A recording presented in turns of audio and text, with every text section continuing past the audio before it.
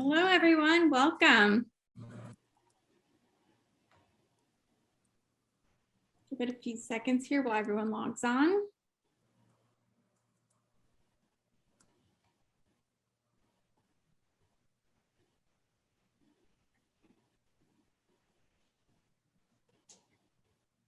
Okay, well, thank you so much for joining the LA Sparks and Anthem Blue Cross as we have our very first Healthy Mind, Healthy Body virtual clinic. We have some exciting speakers and activities for you this evening. And first up is Anthem Medical Director, Dr. Jacob Moussai, who's going to talk to you all about the importance of mental health and normalizing where to find help and also where you can find help. So I would like to introduce to you guys the Anthem Medical Director, Dr. Jacob Moussai. Thank you, everyone. Thank you, Heather, and thank you for this opportunity to have a conversation. I really want the next 20 minutes to be a conversation between us all about how are we managing all the stressors that are going on? How are we managing COVID? How are we managing going back to school? And what are the things we can learn from each other, and what are some tools that we can take away? So Heather, if you can move on to the, oh, perfect, first slide, I appreciate it. So thank you, LA Sparks, for letting us have this conversation. So I really believe in this theme of healthy mind and healthy body. What it's really shown that if we're able to manage our stress or anxiety, or when we're feeling overwhelmed, we are able to live a better life, and we are able to have a healthier body. So really, we want to address what's going on mentally because it has a profound impact on how we do physically. Now, this pandemic has been so unique, I can't even begin to start, quite frankly, but these are some concerns about COVID-19 that makes it so special and so unique. Number one, it's very unpredictable, right? There's a lot of uncertainty about who's going to get it, how sick are we going to get. There's a lot of misinformation on social media. And what it does is it forces us to socially isolate and not be able to interact with others. So if I'm struggling with depression, if I'm struggling with anxiety, if I'm overwhelmed, imagine now having to isolate. Imagine dealing with the uncertainty of who's going to get it. How am I going to pass this on? How sick am I going to get? Will I have help if I got sick? How is this going to impact my family members? What if my family members are sick? Can I take care of them? Wait, I can't get close to them because of the concern of getting the virus. And there's a lot of guilt. There's a lot of feelings of frustration and uncertainty. So remember that this is a very unique time that we're going through. If you don't mind going to the next slide, please. So how I alluded to this already, how it impacts us, unfortunately, if you're physically overwhelmed, if you're emotionally distraught, if we're feeling anxious, if we're feeling sad or depressed, it really affects our body, right? We may feel we are not able to go to sleep. We may be angry, irritable, worried. We may feel frustrated or numb. It may impact our weight because we're not eating as much. Our appetite may go down. We may feel like we don't want to interact with others. We kind of isolate. It affects our energy. We have difficulty with sleep. At school, I'm struggling with focus or concentration when the teacher is speaking. If I have health problems even before the pandemic, when feeling stressed, they may get worse or exacerbated. If I was struggling with anxiety or depression preceding the COVID, now I'm going to have a lot more to deal with. How am I going to deal with that? Who's going to help me? How am I going to get help? Where do I go for help? And unfortunately, we've seen a lot of college students and a lot of high school students as well. Sometimes they resort to things that numb us out or suppress our feelings, such as drugs, street drugs, or alcohol. And those are really important things to think about, how the COVID impacts us emotionally speaking, and how it spills over into our physical health. And we may resort to utilizing very unhealthy coping skills, such as alcohol or drugs. Next slide, please. So this is a really important slide, and I really want to emphasize that we know that there's a significant stigma attached to getting help, right? Why can't I get over this myself? Am I weak? Why can't I toughen this up? Why can't I just, be able to help manage my own anxiety or depression without help? So there's a lot of feelings of shame and hopelessness and isolation because of the stigma attached to having a mental illness or seeking help, right? Why is this important? Because I may be more reluctant to get help. I may not feel understood or by my family members or friends. I may be ridiculed. I may feel ashamed of talking about it with others. There's a lot of self-doubt, right, associated with the stigma of getting help. And what I worry about as a psychiatrist is the people who are struggling and are suffering and are not getting help because they're worried about being judged or criticized. So remember that what you're going through is a symptom or a manifestation of your illness, and it's not reflective of who we are as human beings, right? We were never meant to go through a pandemic. And if you're feeling stressed or overwhelmed or anxious or pressured, we need to get help because that's not who we are. It's a symptom of a problem that we can really help manage or treat. Next slide, please. Okay, I want to give this as an overview of lots of wonderful practical skills that I'm going to go over next slide. But just remember these 3 points. We need to take care of our body. We need to connect with others. And we need to set aside time or allocate time to unwind, to manage our stress or anxiety or irritability or frustration. So let's go through each of them. And then the following slide gives us very specific practical examples of how to do that. It's important to eat a well-balanced meal, right? It's important to avoid sugary foods. It's important to exercise regularly. One of the best ways of managing stress or anxiety or restlessness or irritability or frustration or anger is to exercise. What I recommend is aerobic exercise, things like jogging, walking, playing tennis, volleyball, swimming, basketball, you choose your sport. And doing it about 20 to 40 minutes a day. Making sure we get plenty of sleep. I recommend at least 7 to 9 hours for middle schoolers and high school students. And obviously we alluded to avoid things that may hurt our body, such as alcohol, tobacco, or cigarettes, or other drugs. It's also important to connect with others. If I'm feeling stressed or overwhelmed, talk to someone, talk to a counselor, talk to a family member, talk to a friend, talk to a teacher. And it's important to maintain that social support system because if I don't ask for help, I may not get the help that I really need. And at the end of the day, when you're coming home from school, either again, virtually or remotely or in person, it's important to allow time to unwind. Do something that you enjoy if you're feeling stressed. Take some deep breaths. Engage in hobbies or activities that you enjoy. And again, I'm going to go over lots of good ones to kind of consider. But remember these 3 kind of main points as we look at some specific examples. Next slide, please. All right. These are really effective tips for self-care that any of us can use. We don't need fancy machines. We don't need to join a fancy yoga studio. We don't need to join a gym. These are very practical that any of us can use no matter where we are on this planet, right? The first one is, I would say, the most important thing. None of this happens unless we schedule some time. So schedule some self-care time every day between 6 to 6:30 p.m., let's say for half an hour a day. I'm going to take care of me, right? And we're going to talk about lots of ways of doing that. But unless I schedule some time in my day, I'm probably not going to follow through. So if you can, make time, allocate time to take care of you. There are lots of wonderful mindfulness meditation resources.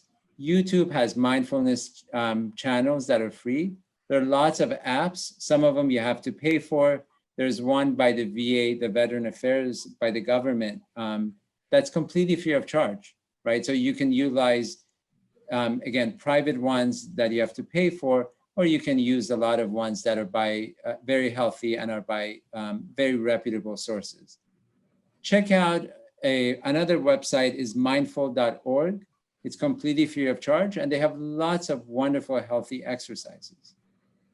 Let's talk about yoga. Again, I mentioned some fancy yoga studio.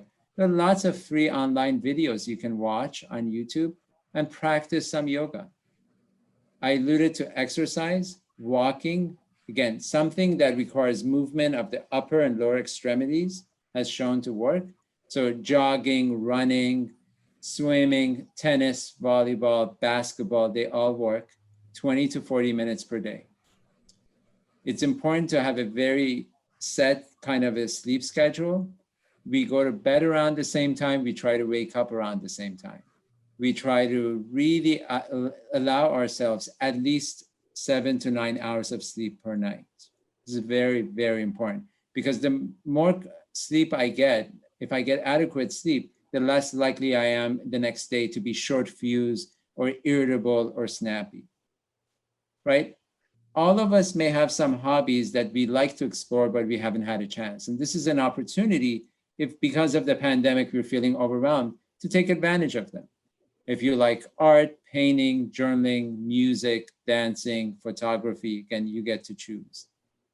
If you have a pet, right, setting some time to play with your pet, it can be very therapeutic. Meeting and talking with friends, I said that, in school, outside of school. If you have a chance, take advantage of the outdoor activities, hiking, biking, going to the park. Again, we're kind of lucky enough to live in Southern California that the weather allows us to take advantage of this. The next 2 or 3 are really my favorite. Turn off your cell phone. We constantly get bombarded with alerts from my text, from my social media, from email, etc. And it can be overwhelming to all of us, let alone someone who's struggling with their mental health or their well-being, emotional well-being. So about half an hour a day, turn it off. What I do with my phone is I put it on airplane mode.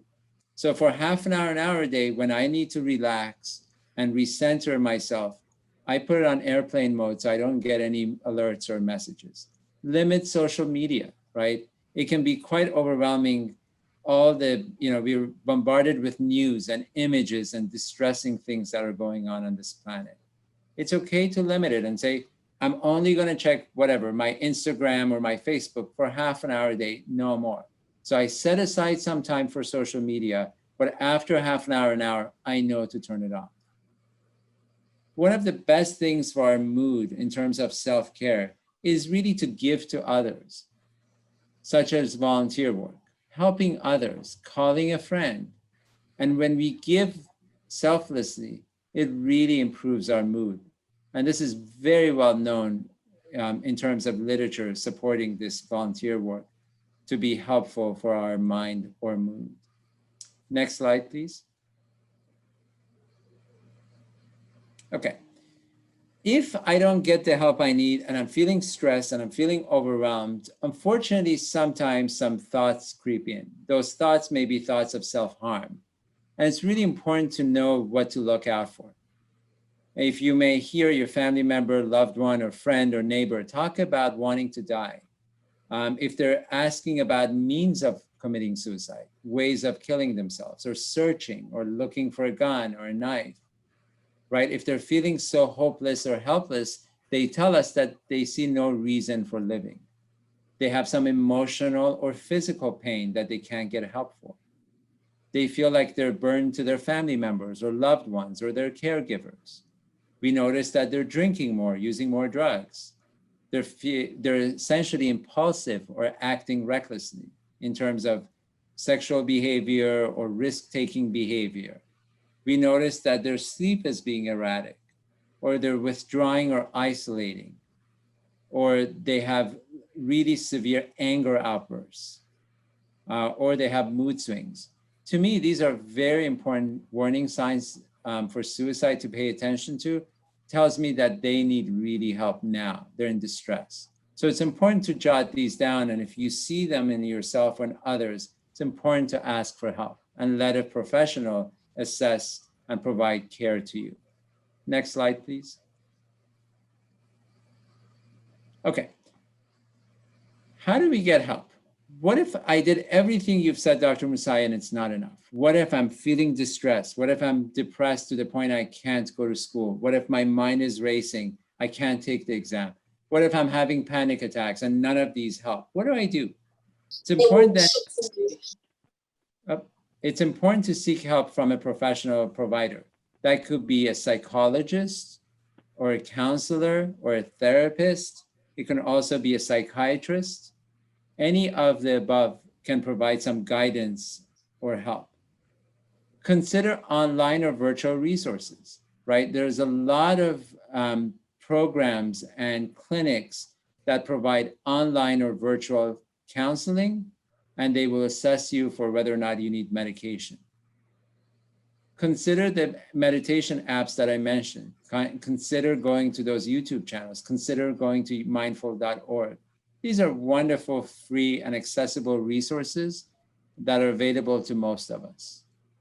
Next slide, please. Okay. This is a really good slide, and if you need to take a picture of this slide, please do so and have it handy. The crisis text line, if you text hello to 741-741, you can, if you're feeling distressed or overwhelmed, you can immediately be able to chat with someone. And lots of people, teenagers or younger adults, find the crisis text line to be very helpful. It's a great resource to have. The next one is my favorite. I'll tell you why. Because the National Suicide Prevention Hotline is a very robust and a strong program when we're going through pain and suffering. The number is 1-800-273-8255. They also have a chat on it. They have lots of resources if you go to suicidepreventionlifeline.org. So if you want to go check out a good resource, if you're feeling distressed, check out the National Suicide Prevention Lifeline. Again, in my career, most of my patients, I've made them actually memorize the number, and you'll be amazed how many of them have come back and said, Dr. Moussai, that was very helpful. Last night at 3 in the morning, I was really distressed. The thoughts of harming myself was really intense. I didn't know what to do, but I remember the number. So I make my patients memorize the number.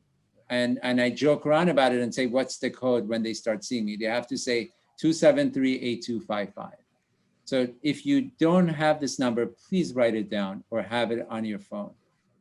I also provided some other ones, such as the Youth Line, and this is teen to teen kind of peer support. I also provided the National Abuse Hotline for children, Sexual Assault Hotline, LGBTQIA+ community. They have wonderful resources, and you can call them and ask if you feel like you're marginalized, if you feel like you're being bullied, if you feel like you're not understood. And these are, again, wonderful nonprofit organizations that can give us a lot of help. If you feel like your drinking is too much, you don't know if you're drinking too much, or if you feel like you need help, the National Alcohol Abuse Hotline is a wonderful resource. You can call and talk to them and ask them, what are the resources available to me? What can you give me? These are all nonprofit, organizations that have a lot of respect in the community. Next slide. Great. I think I went 1 minute over my 20 minutes. I'm going to stop here and leave it open to any questions you may have. And I'm happy to answer anything or clarify anything you like. Thank you.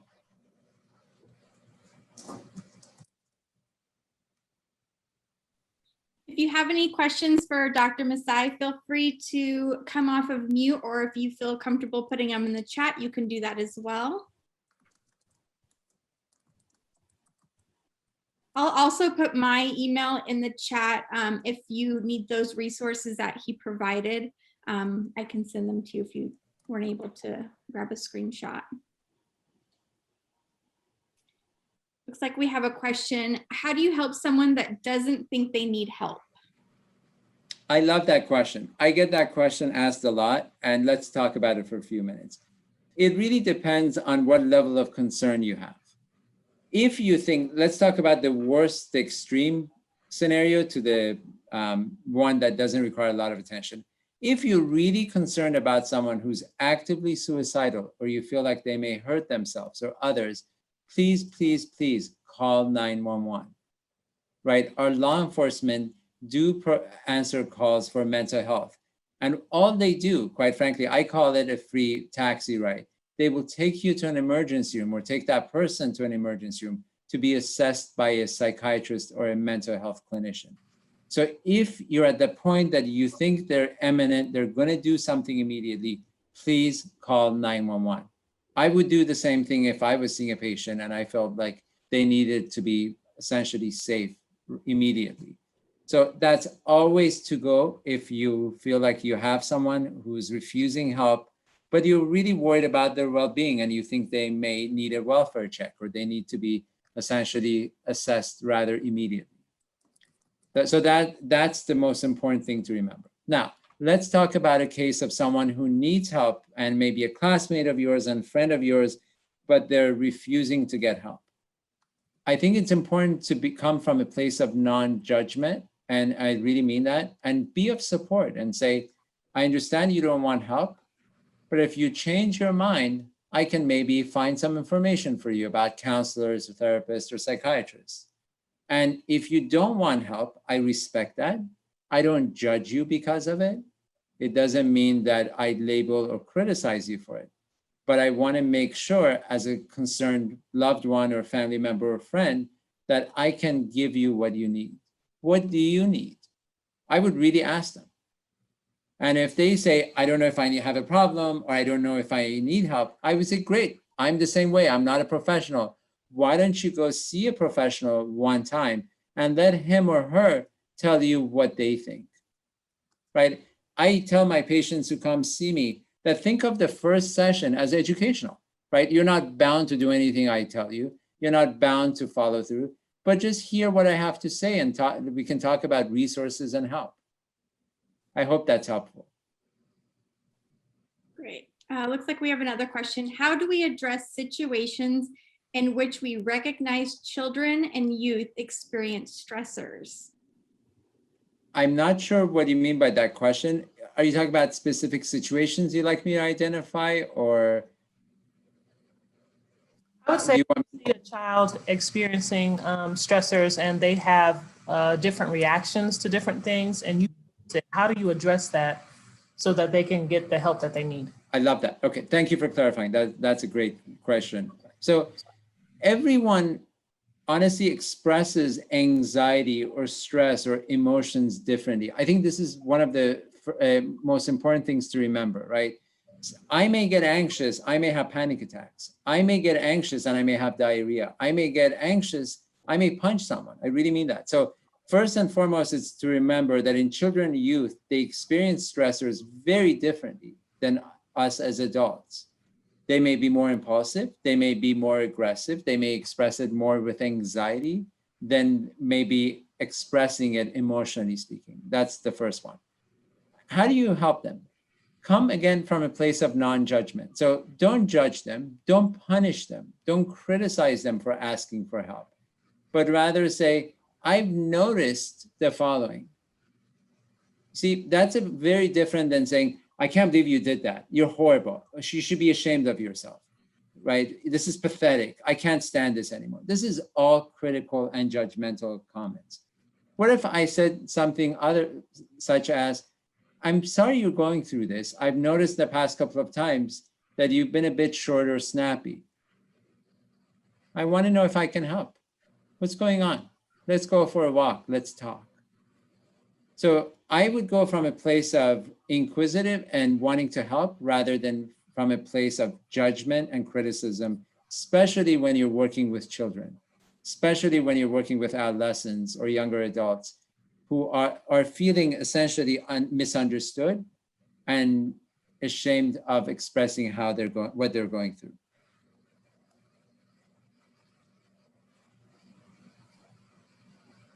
Awesome. Thank you so much, Dr. Moussai. That was wonderful.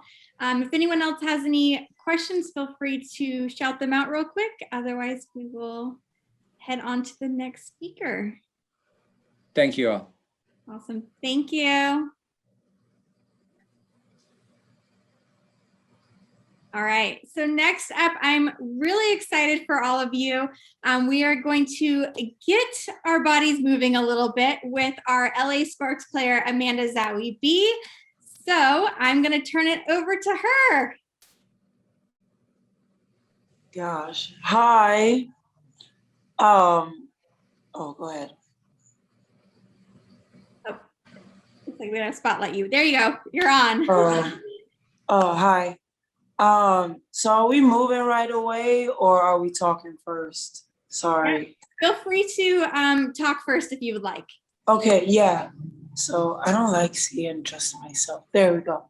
I'm Amanda Zahui. This is my first year with LA Sparks. I'm on my 7th year in the W. And I'm from Stockholm, Sweden. So I'm not from the US, if you notice a little accent. But I'm really excited to be on this Zoom with you guys because mental health, also lost my voice. This is not my real voice. But mental health is really important to me. I actually just got off a meeting with my therapist. And I talk to Dr. Blake every week. Not because I'm always going through something, but sometimes it's good to just, talk to someone about the good and the bad things. And I think that especially in the younger generation, there's a lot of stress that's being put on to us through social media. I heard the previous speaker talk about, taking a break from social media sometimes. I just got back onto social media. I took a little break only because I noticed how exhausted I got from seeing the same things over and over again.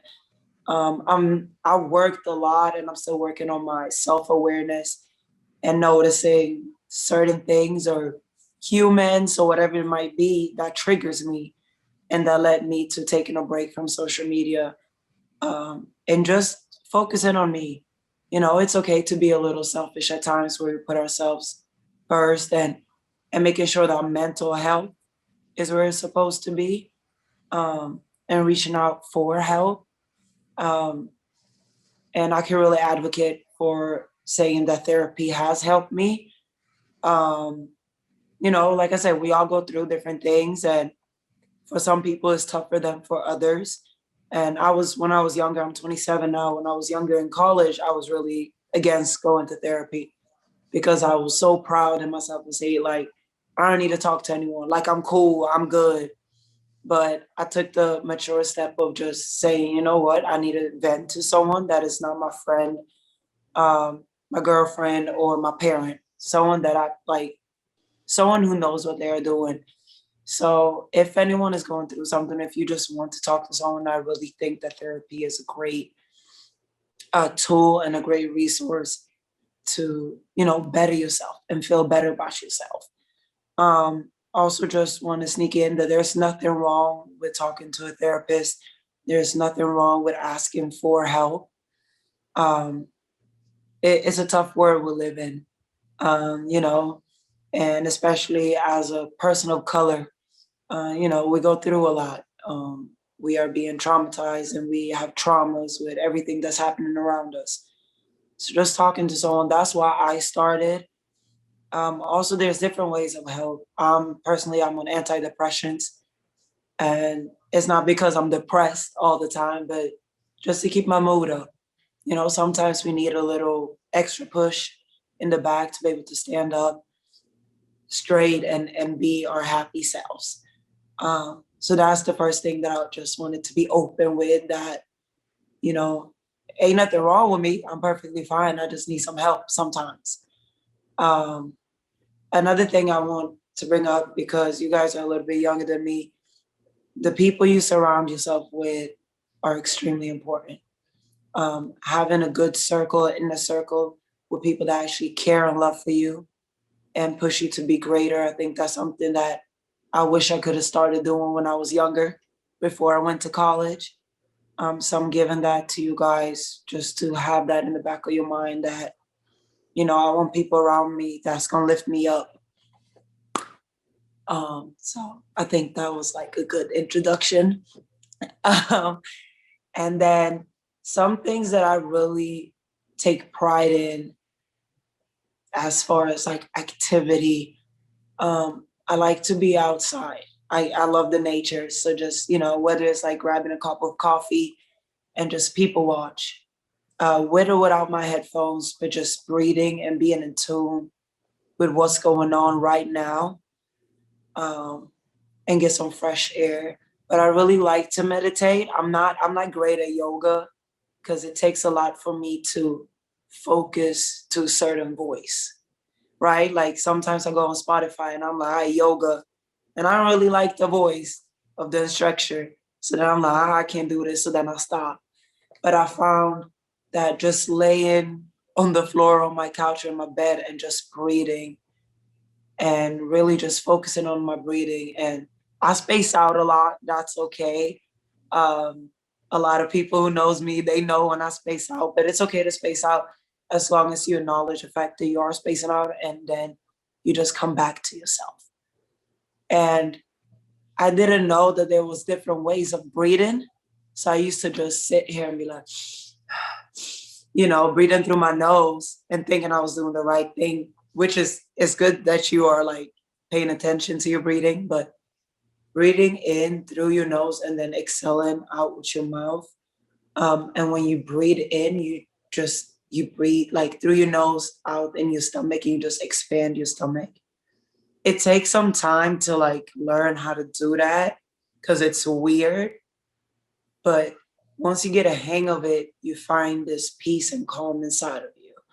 And that's the one exercise that I encourage everyone on this call to try to do. I did it in our game against Chicago on Sunday. It was really hectic. We went to overtime, and I just found myself focusing on my breathing in the middle of the game in a timeout in order to stay level and not get too high or too low. And it worked out great. I was really proud of that process and that progress that I did. Because a couple months ago, I wouldn't have been able to do that. I'll be too wired up in everything that's happening around me. So yeah, that's my to-go exercise. I don't know if you guys have questions or comments. Yeah. Does anyone have any questions for Amanda? You can drop them in the chat too if you like. Yeah.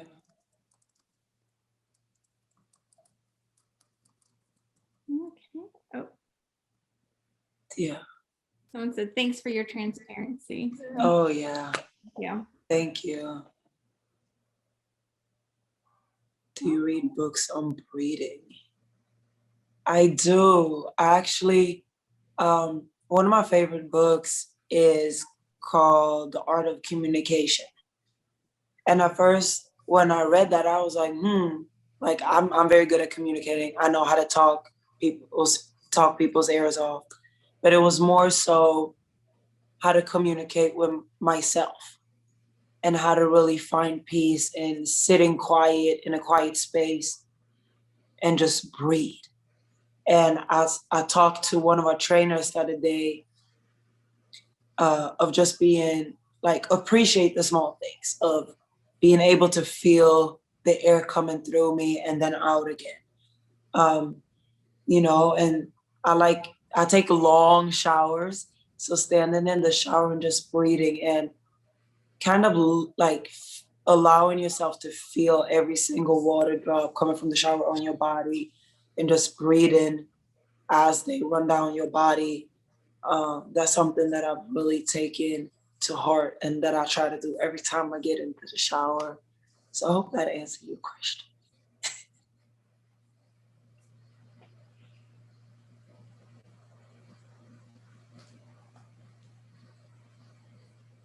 Any other questions? Oh, other than breathing, how do you deal with anxiety or stress? Oh, yeah. So I do have like a lot of anxiety and panic attacks happening at the most random times. Um, and when they happen in public, when I get anxiety attacks, I'm really just trying to like focus on why I'm standing here today and be grateful for every single step that I've taken in my life, through the struggles, through the happy times, and just appreciate that I'm still standing strong, that I'm surrounded by people that love me, the fact that I love myself. And sometimes it's hard. It's hard to find that strength of saying, you know what, I am worthy and I love every single part of me. Um, so I take notes and I try to memorize them and I read them over and over again. I pray a lot and I thank God for creating me just the way I am. And when I do have those anxiety moments or panic attacks, I try to just reflect on those pointers. And it's hard, especially when you're in the midst of it. There's a lot of people around you, it's crowded, and it's almost like you just want to disappear. At those moments, I'm just trying to focus on the positivity in my life. And even when you go through something, and it could be you going through something really, really tough, there's always a light. There's always a reason to why you're still standing there. So I'm trying to focus on that and knowing that I'm not the only person going through what I'm going through. And I'm not the only person finding myself in a hole in darkness at that very moment. Yeah, but definitely trying to seek that light in myself, but also like, shoot, like I love ice cream. So like, you know what? I deserve to have a cone of ice cream. Let me go to Target and get some ice cream because that makes me happy. And for that moment, I'm gonna be happy. And then I can deal with the stress and the anxiety when I'm calm and I have more light in myself. Yeah.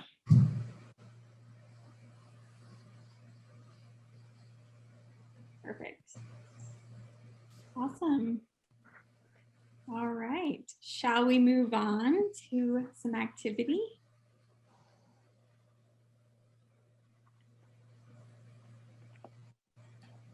All right.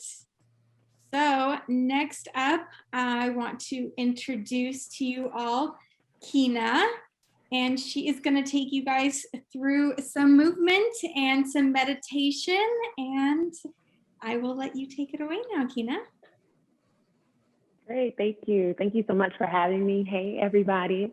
What I'm going to talk to you guys about, and then I'll take you through some things that I do, things that you do, and you can implement no matter where you are. And I'm also mindful of the time, so I'm going to kind of crunch all of this together. So I'm going to talk about the importance of the breathing exercises that she does, the importance of therapy, and all of the things that she's talking about, that she was sharing. She was talking about how to be mindful, and being mindful, being present in the moment.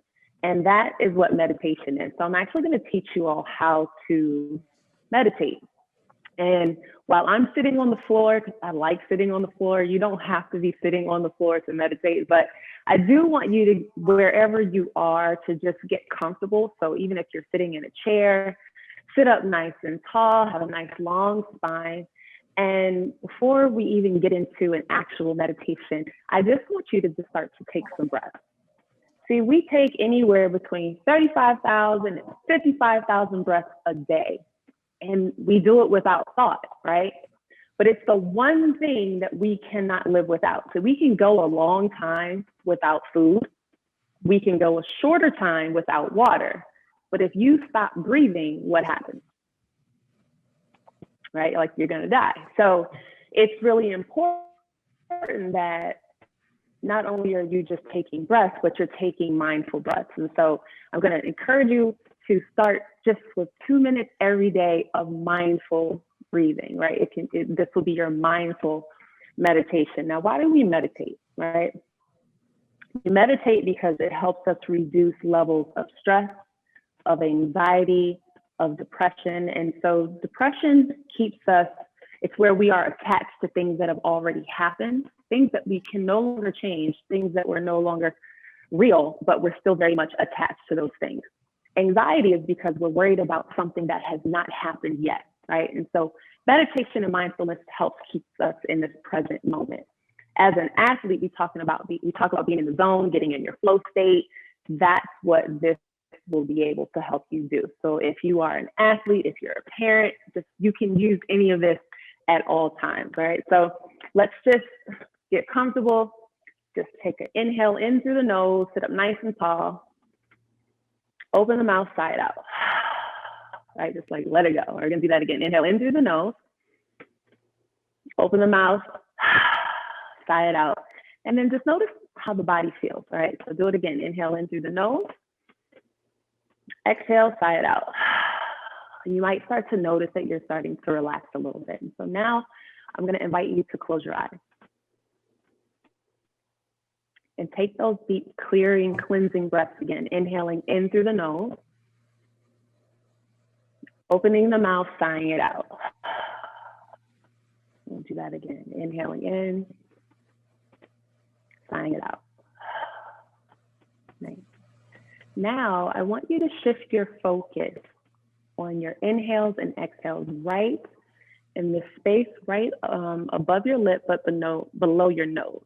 Okay, so as you inhale, feel it. And then as you exhale, see if you can feel the breath coming from the tip of your nose right above the top of your lip.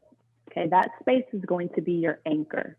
Okay, your breath, in the yoga world, we call it pranayama. It's your life force, it's your life control, right? And so we meditate because there's always going to be a stimulus, there's always stimuli.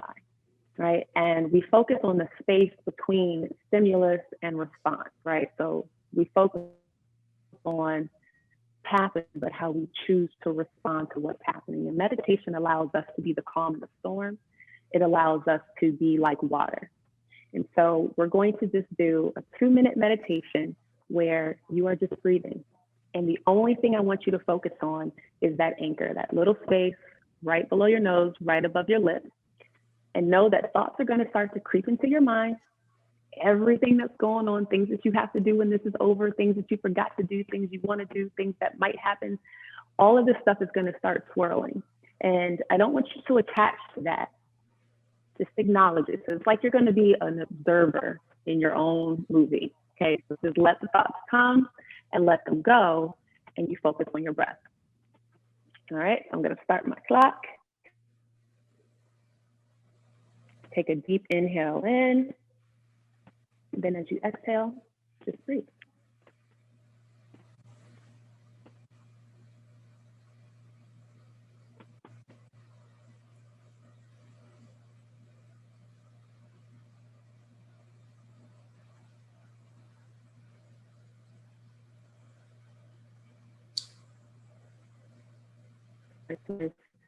Sensation.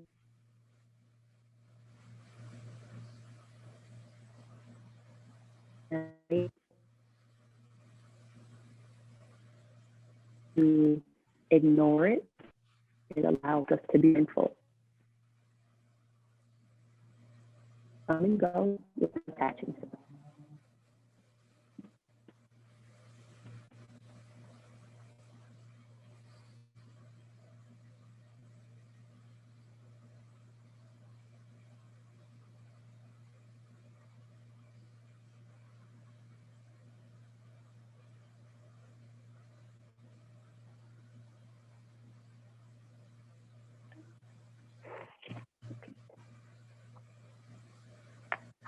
Okay. Keep breathing. Technology just kicked me off, but it's all good.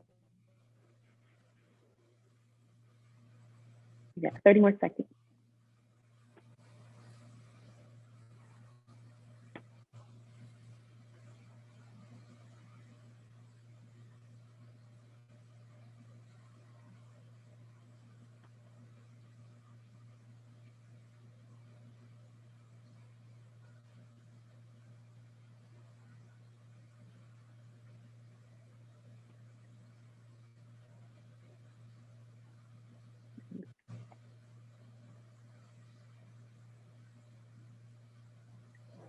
Start to slowly blink your eyes open. Take a deep inhale in through the nose. Open the mouth, sigh it out. Nice. All right. So congratulations, you just did a 2-minute meditation. Now I'm going to teach you 3 breathing exercises that you can use at any point in time. One will be to help you ground. So if you're feeling a little anxious or notice that you're starting to get a little stressed or you just need to focus, there'll be a breathing technique for that. If you need help settling down, getting ready to go to bed, kind of slowing down. So the second breathing technique I'll teach you will be for like right before you go to bed at night. And then the other breathing technique is going to energize you. So normally I call it my water, whiskey, coffee, but for the audience here, we'll call it water, warm milk, and Gatorade. Okay. So, all right. So your water breathing, like I said, being like water, right? So water is just kind of chill, you know, it's just very calm. Underneath the surface, water is always calm no matter what's happening on the surface, right? So water is calming, it's grounding. And so the breathing is going to be 4 breaths on an inhale, a 4-count inhale, and a 4-count exhale. So it's very simple. Inhale in, 1, 2, 3, 4, hold. Exhale, 4, 3, 2, 1. And then you just do that again. Inhale in, 4, 1, 2, 3, 4, hold. Exhale, 4, 3, 2, 1, right? That's gonna be your water breathing. You need to just kind of slow down, get ready for bed. So if you have trouble sleeping or when you get into bed and your mind starts wandering, people tell you to, you know, kind of count your way to sleep, etc. This is a really good breathing exercise for that. So it's gonna be an inhale count of 4, but an exhale count of 8. And you should feel the body starting to surrender when you do that. So you inhale for 4, hold, exhale 8, 7, 6, 5, 4, 3, 2, 1. Pause. Inhale in 4, 3, 2, 1. Hold. Exhale 8, 7, 6, 5, 4, 3, 2, 1. All right, that's going to be the warm milk breathing. And then when you need energy, so if you're like not done with your day today and you've got to get some energy for the next thing that you have to do, instead of reaching for a Gatorade or reaching for an energy drink or reaching for coffee, you can do what is a belly breath, right? So it's all focusing on the exhale. So once you sit up nice and tall, put your hand on your belly, left hand on your belly, right? And the focus is just going to be on the exhale. So it's a quick, and you do that 20 times and you do 4 rounds of that. All right, so let's all try it. I can't see everybody. I can see Rusha. So, all right, so inhale in through the nose, push it out, exhale.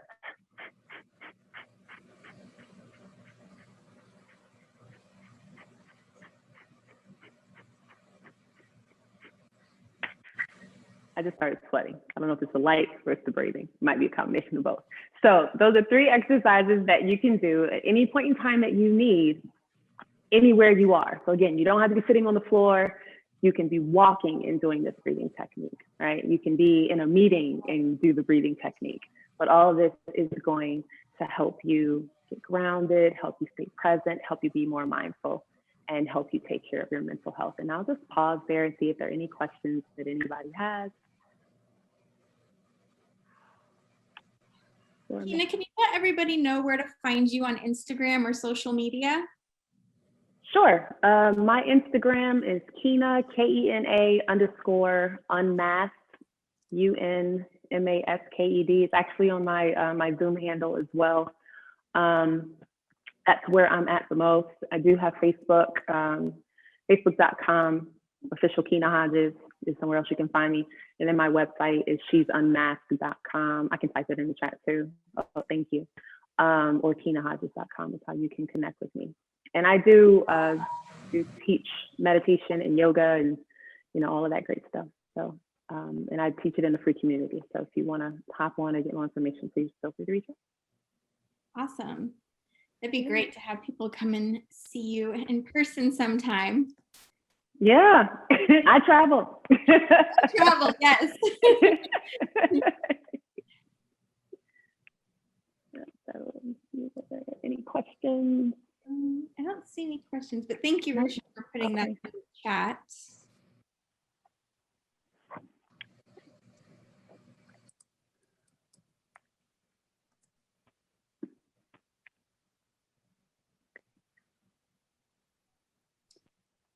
Awesome. Well, thank you, Kina. We really appreciate you helping us get our stress out and teach us some breathing exercises. You are very welcome. Yeah. I also want to thank Amanda for joining us and being so transparent with everything she's going through. I'd like to thank Anthem for being a part of this wonderful event, and also Dr. Moussai for sharing some tips for us with our mental health and resources. Again, if you didn't get the resources that Dr. Moussai shared earlier, feel free to email me. I can send you those, or anything else from his presentation. Just let me know. I'm happy to share. Or if you have any other questions, feel free to enter them in the chat before we take off. But I'd like to thank everybody for coming on behalf of Anthem and the LA Sparks.